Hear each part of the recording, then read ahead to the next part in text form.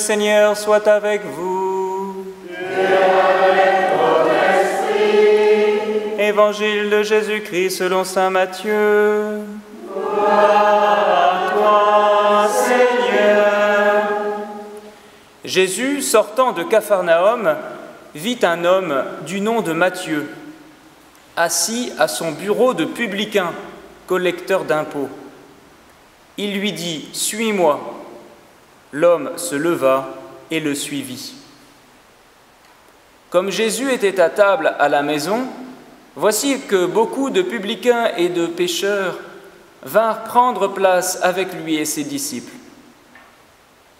Voyant cela, les pharisiens disaient aux disciples « Pourquoi votre maître mange-t-il avec les publicains et les pécheurs ?» Jésus, qui avait entendu, déclara « Ce ne sont pas les gens bien portants qui ont besoin du médecin, mais les malades. Allez apprendre ce que veut dire cette parole. C'est la miséricorde que je désire, et non les sacrifices. Car je suis venu appeler non pas les justes, mais les pécheurs. » Acclamons la parole de Dieu.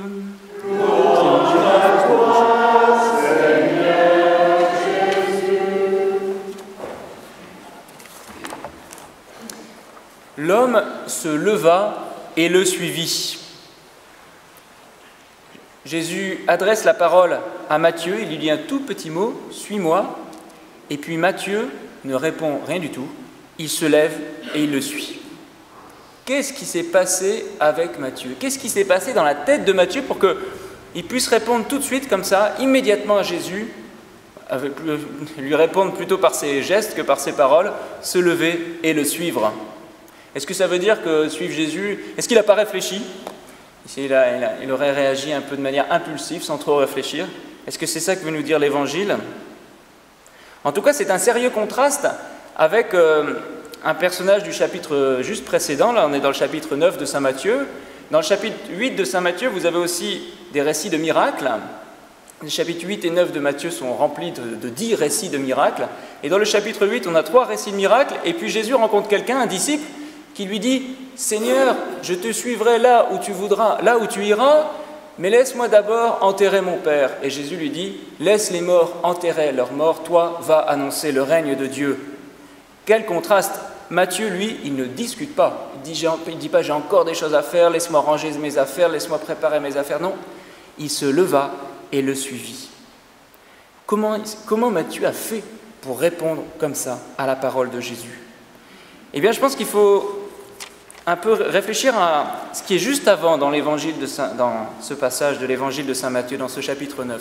Juste avant cette rencontre entre Jésus et Matthieu, il y a aussi 3 récits de miracles. Et pas n'importe quel miracle, des miracles extrêmement importants. Jésus apaise la tempête. Ensuite, deuxième miracle, Jésus délivre 2 possédés qui vivaient dans les tombes, les 2 Gadaréniens. Et puis, troisième miracle, Jésus permet à un paralytique de se lever, de marcher. À chaque fois, 3 victoires sur le péché et sur la mort. La tempête, c'est la mort. Jésus qui triomphe de la mort quand il apaise la tempête. Jésus qui délivre ses possédés qui vivaient dans la mort, dans les tombes. Et Jésus qui délivre ce paralytique en lui disant « Tes péchés sont pardonnés ». La victoire sur le péché et sur la mort. Et Matthieu, lui, il a compris quelque chose de très important et il a peut-être cela à nous apprendre ce soir. Matthieu a compris que cette victoire de Jésus sur le péché, eh bien, elle le concerne personnellement.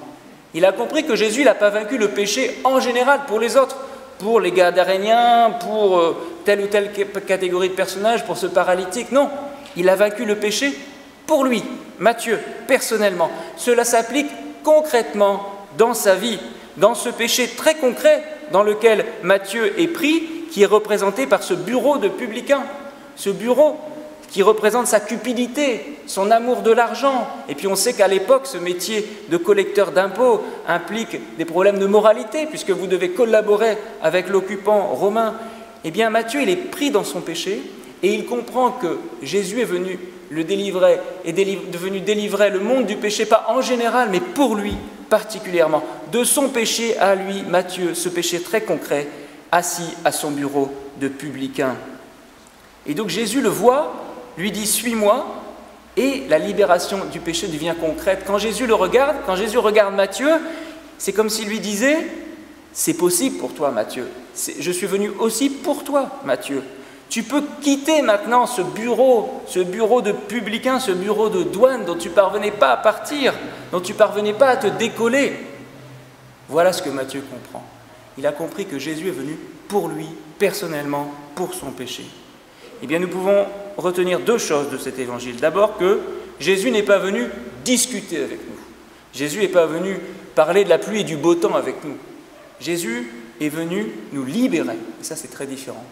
Il est venu nous libérer, et cette libération, elle implique que nous lui répondions comme Matthieu. Il n'y a qu'une seule manière de répondre à cela, c'est de se lever, le suivre, de donner sa vie. La seule manière de répondre à Jésus, c'est celle-là, pas de discuter, mais de lui répondre. Et deuxième chose, eh bien Jésus me libère personnellement. Ce qui arrive à Matthieu, ça peut arriver pour chacun d'entre nous. Jésus est venu pour me libérer personnellement dans la situation précise où je me trouve. Le salut, c'est quelque chose de concret. Pour Matthieu, ça s'incarne dans son métier très concret. Pour chacun d'entre nous, le Seigneur vient nous délivrer dans des pièges concrets dans lesquels nous sommes pris, du péché concret qui nous empêtre. Il est venu pour cela. Nous pouvons nous demander de quel péché Jésus est venu me libérer pour me permettre de marcher à sa suite, pour me permettre de me lever et d'avancer librement dans la vie. Amen.